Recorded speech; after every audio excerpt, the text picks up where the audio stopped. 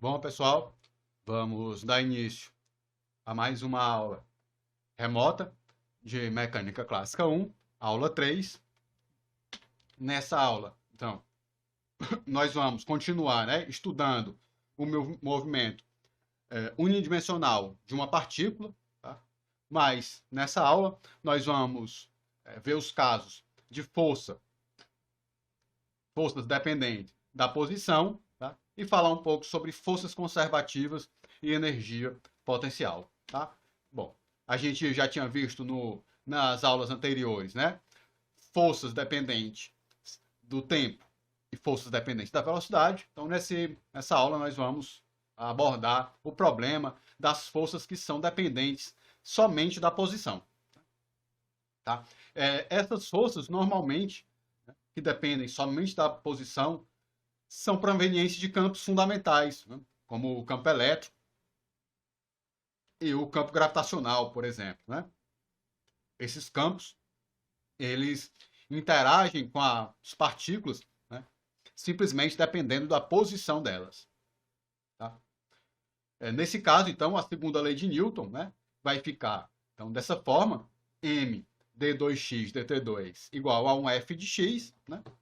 E nesse caso, a gente precisaria, então, saber a f de x para poder solucionar, né, essa EDO e obter, então, x de t. Não existe nenhum passo que a gente possa fazer, tá, para encontrar essa solução de forma genérica, como a gente fez, né, com a dependente do tempo, por exemplo, que a gente conseguia escrever a solução, a posição, tá, em termos das integrais, né? Nesse caso, não. A gente vai precisar realmente saber quem é a força para poder resolver essa EDO, tá bom? Mas existe um método equivalente, tá? Que é o método da energia, ou o método do trabalho, né? Que permite a gente ter ideia, né, do comportamento dessa solução sem precisar resolver a EDO explicitamente. Tá? Então, para formar esse outro método, né, a gente vai multiplicar, tá, a equação de Newton, né, pela velocidade, né, ou seja, v de t. Então, peguei a equação que eu tinha aqui, né, e multiplicamos por v de t. Tá? Para que isso? Ora, para a gente obter, né, essa quantidade aqui, tá? Para a gente poder escrever isso em termos de energia, né? Tá? Então, dessa expressão, tá, a gente vai usar essa identidade, né, que a derivada, tá, da velocidade ao quadrado é igual a 2 vezes v vezes a aceleração, né, ok? Né? Usando aqui a regra do produto, né? Tá? E a gente pode então ver, né, que esse negócio aqui, essa quantidade que a gente tinha, ó, v vezes dv dt, né, pode ser escrito como 1/2 da derivada de v ao quadrado. Ó. Tá aqui, ó. Botei o m também para dentro da integral, ou da derivada, tá? E posso escrever, então, essa equação, né, dessa forma. Ó. d dt de mv2 sobre 2 igual a f vezes v de t. Né? Tá certo? Bom, mas lembrando que a velocidade é a derivada da posição, então a gente pode escrever essa quantidade como f de x dx dt. Tá certo? Então, a gente obtém uma quantidade, né, a variação total de uma quantidade. Essa quantidade é a energia cinética, né? Tá? 1/2 de mv2, certo? Então, a variação da energia cinética é igual a essa quantidade aqui, ó, f dx dt. Tá? Essa quantidade é a potência, né? Tá certo? Então, essa equação nos diz que a potência é a taxa de variação da energia cinética, certo? Porque a potência é a variação desse objeto aqui, certo? Beleza. Bom, para a gente obter a variação da energia cinética, a gente pode integrar, então, essa expressão, tá? E vamos obter que a variação da energia cinética, né, vai ser a integral de f dx dt integrada no tempo, né? Que nós integramos aqui essa expressão no tempo, né? Tá? Por causa dessa derivada aqui no tempo, né? A gente quer tirar esse objeto de dentro da integral, né? De dentro da derivada, né? Então a gente vai integrar, tá? Beleza? Ora, mas aqui a gente pode transformar essa derivada, né, no tempo, numa derivada na posição, tá? Já que a nossa f é uma f de x. Tá? Então, para realizar essa integração, né, a gente vai passar para a integral em x. Tá? Claro, se a gente tivesse uma força no tempo, a gente poderia fazer esse mesmo processo, tá? Mas aí deixaria dessa primeira forma aqui, tá bom? Ora, então esse resultado está dizendo que a variação da energia cinética é igual ao trabalho realizado, certo? Que é essa quantidade aqui, que é F, integral de F de x dx. Tá? Então, essa é o teorema trabalho-energia cinética, né? Ou seja, o trabalho realizado é igual à variação da energia cinética, ok? Então, esse é um outro método, né, para estudar, tá, a dinâmica de uma partícula, tá, através da energia. Tá? O único problema é porque o teorema de energia ele é um teorema escalar. Né? Ele é uma equação só. Né? A variação da energia cinética é igual ao trabalho. Tudo é escalar aí. Então você só tem uma equação. Enquanto que a equação de Newton, né, ela é uma equação vetorial. Então ela contém normalmente mais informação do que a sua formulação de energia. Tá? Mas, no caso unidimensional, né, a lei de Newton ela só tem uma componente também. Então, no problema unidimensional, os dois métodos se equivalem. Né? A quantidade de informação que um método traz e o outro método traz são a mesma. Mas isso só vale para unidimensional. Se você tiver em bidimensional ou tridimensional, né, as equações de Newton trazem muito mais informação, né, do que a sua versão de energia, tá bom? Beleza. Mas essa formulação de energia, ela é muito útil, tá, quando a gente está falando sobre energia, sobre forças conservativas, tá? O que são essas forças conservativas, né? São um conjunto de forças, né, qual o trabalho é independente do caminho. Ou seja, por qualquer caminho que você realize essa integral, qualquer caminho que você saia de x0 para x1, essa integral vai dar o mesmo valor. Tá? Nem toda força isso é possível. Tá? Você pegar, por exemplo, a força de atrito, né? A força de atrito depende do caminho a qual você está fazendo. Tá saindo de x0 até x1.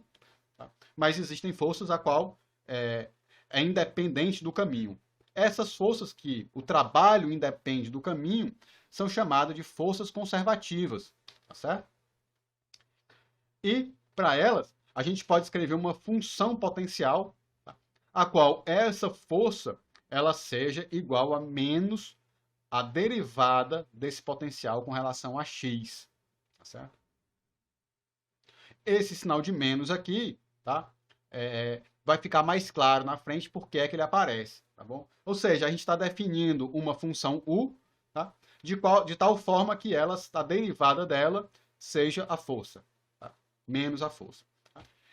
Isso vai ser interessante, importante, porque o trabalho, né, realizado por essa força, que é integral, né, de f de x dx, tá? A gente vai poder escrever ela como... Bom, escrevendo f dessa forma, ela vai ser menos du dx dx. Né?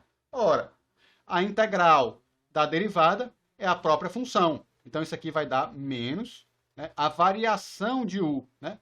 U tomado em x1 menos u tomado em x0. Tá bom?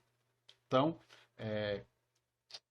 a gente consegue então, transformar essa integral na variação de uma função. Né? Que é essa função potencial u. Então, desse jeito, né? Ora, mais a variação da energia cinética era igual ao trabalho. Né? Então, agora eu vou passar esse ΔU para o outro lado, ele vai ficar positivo. Tá? Então, a gente vai ter a relação, né, trabalho, energia cinética, ela poderia ser escrita como uma variação de T mais U, né? Porque esse U estava do lado direito, né? E quando ele passa para o lado esquerdo, ele troca de sinal. Então, por isso que ele foi colocado negativo, né? Para quando ele viesse para esse lado, ficasse positivo. Então, a gente vai ter essa quantidade, que é T mais U, né? Energia cinética mais a energia potencial, e a variação dela é zero. Então, essa quantidade é uma quantidade conservada, né?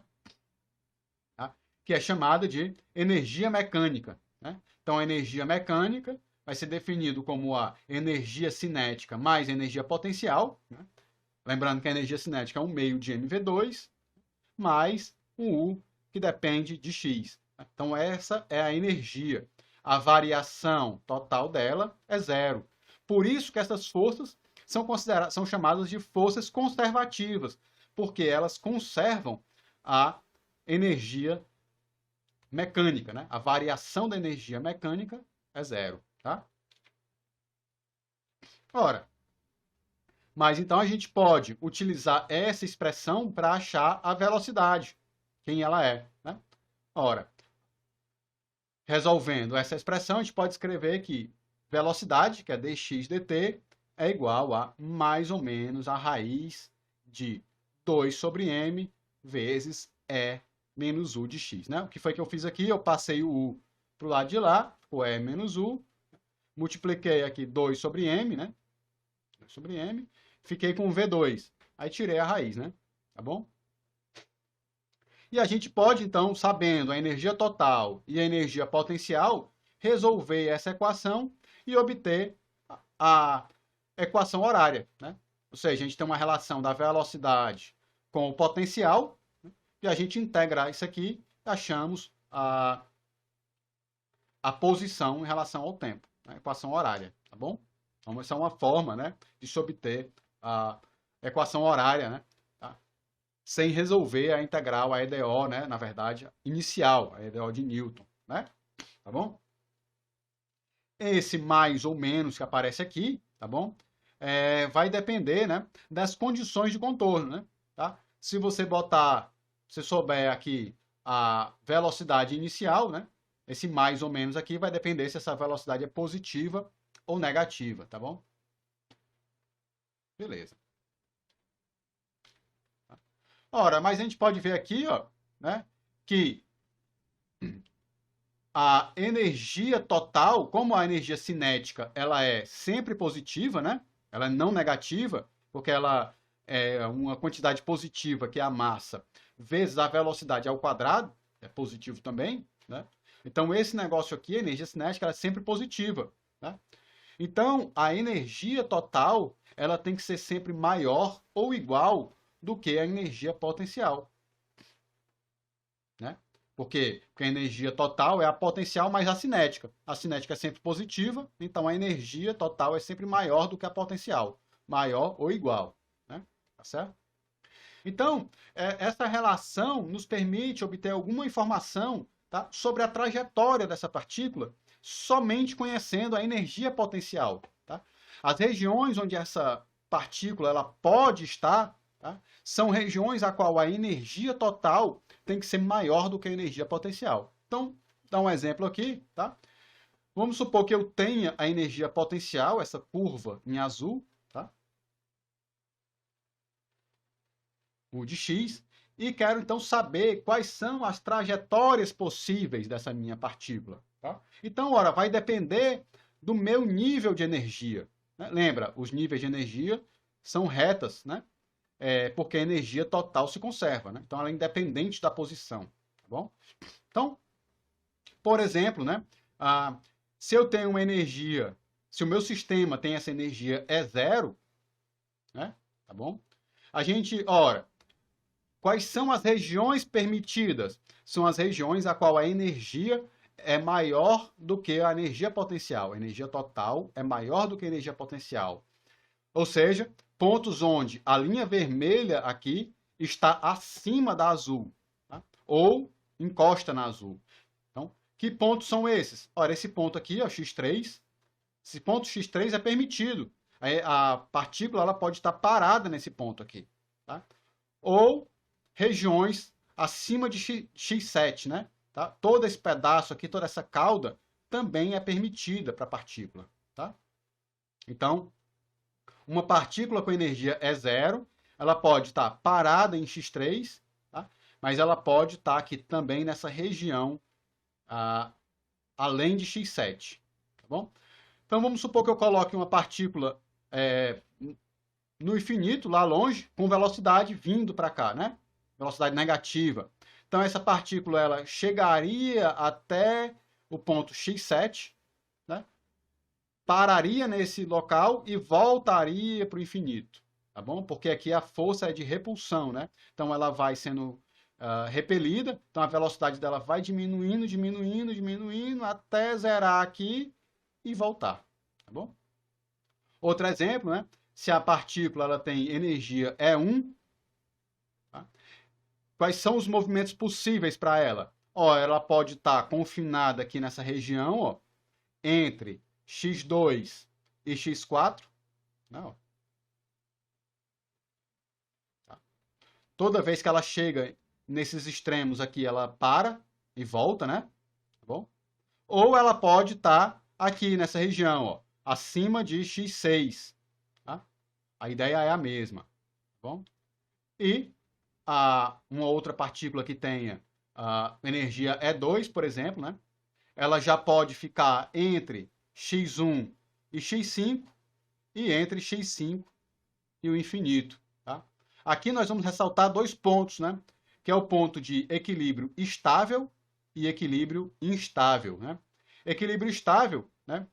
Por que esse ponto aqui é chamado de equilíbrio estável? Porque quando eu boto ela para oscilar, ela fica sempre voltando para esse ponto. Ó, né? Ou seja, se eu tenho uma partícula aqui nesse equilíbrio e dou um pouquinho mais de energia, né, para ela, ela vai ficar oscilando em torno desse ponto. Tá? Agora, já a x5, ela tem um equilíbrio instável. Né? Ou seja, se eu botar uma partícula nessa situação e der um peteleco nela, aumentar um pouquinho a energia dela, ela vai correr, tá? E nunca mais vai voltar para a posição x5. Tá bom? Você pode imaginar isso aqui, tá? A curva de U como se fosse uma montanha russa mesmo. Tá? Ou seja, se eu colocar uma bolinha aqui e der um peteleco nela, o que é que vai acontecer? Ela vai cair para cá ou cair para esse lado, vir até esse ponto x1, voltar e ir para o infinito de novo. Se eu coloco uma bolinha aqui e dou um peteleco nela, ela vai ficar oscilando aqui nessa região. Por isso que aqui é o equilíbrio estável e aqui é um equilíbrio instável, né?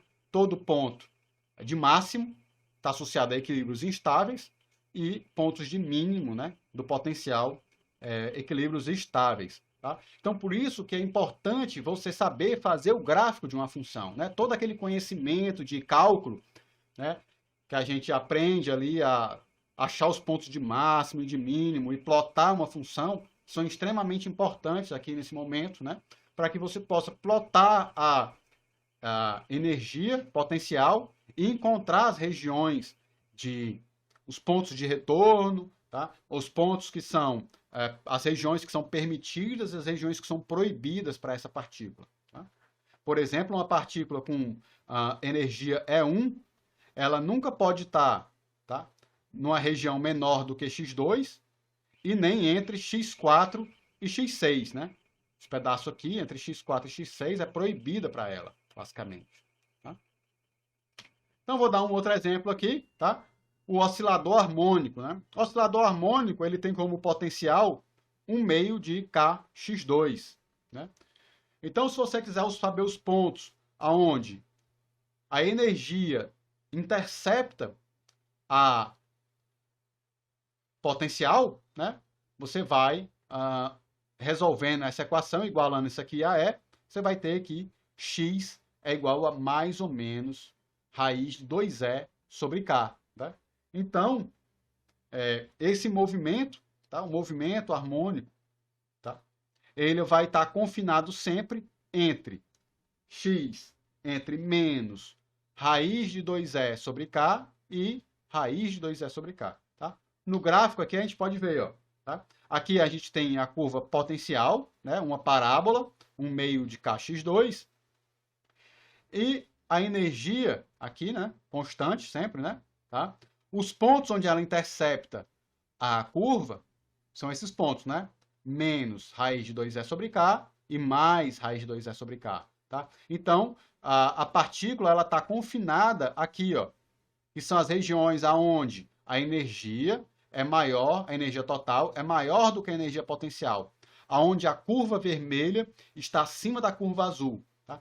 Nesse pedaço aqui, ó, e aqui, tá? A energia é proibida, né? Ela não pode estar aqui, tá? Porque ela não tem energia para chegar aqui, tá bom? Então ela vai ficar confinada aqui, ó, andando de um lado para o outro. Tá? Lembrando que a diferença entre uma e outra, né, entre uma curva e outra, está associada à energia cinética, ou seja, está associada à velocidade dessa partícula. Então, nos pontos de contato, nos pontos de retorno, a velocidade é zero, né? E aqui no centro, ó, a velocidade é máxima, né? Então, o que é que acontece? Aqui ela sai do repouso, vai aumentando a sua velocidade, aumentando, até chegar aqui, ela tem velocidade máxima, e aí aqui nesse pedaço ela vai diminuindo a velocidade, diminuindo, até chegar a zero e para. Né? Quando ela para, ela começa a retornar. Vai aumentando a velocidade máxima, depois vai se desacelerando até parar. Velocidade mínima, né? Zero. E aí fica nesse processo, né, oscilante, né? Claro que quanto maior a energia que ela tiver, tá, maior a amplitude do movimento, né? Quanto menor a energia, tá, menor a amplitude do movimento, tá bom? Então a gente, ó, sem ter que resolver a equação diferencial, a gente consegue já ter uma ideia, né, sobre que tipo de movimento esperar, tá, para esse tipo de potencial. Tá bom? Então, a gente, sabendo o potencial e sabendo a energia total, a gente já consegue fazer alguma análise, tá, do tipo de movimento que a gente pode ter. Tá bom, pessoal? Então, o conteúdo que eu tinha preparado aqui para essa aula foi esse, né? Para a gente fazer um pouco de uma revisão sobre forças conservativas, sobre energia potencial, energia total, tá bom? Esse é um ponto muito importante. Tá? Saber plotar os gráficos de energia potencial, saber estudar que pontos a energia é maior ou menor do que a energia total, né? E os pontos que são permitidos e os pontos que são proibidos no movimento da partícula. Tá bom, pessoal? Então, eu vou encerrando essa aula aqui. Até a próxima, pessoal. Valeu!